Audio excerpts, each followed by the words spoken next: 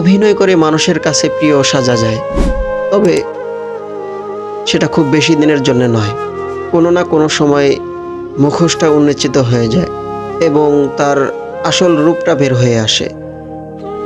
জানেন তো, রাসূল সাল্লাল্লাহু আলাইহি ওয়াসাল্লামের জামানায় একজন বিখ্যাত মুনাফিক ছিল, যার নাম ছিল আব্দুল্লাহ ইবনে উবাই ইবনে সুলুল, যিনি প্রত্যেক দিন ফজরে সবার আগে মসজিদে নববীতে যেয়ে উপস্থিত থাকত। কিন্তু দিন শেষে যখন মুসলমানদের খারাপ সময় আসলো, তখন সবার আগে তাকেই দেখা গেল পিছু পা হতে।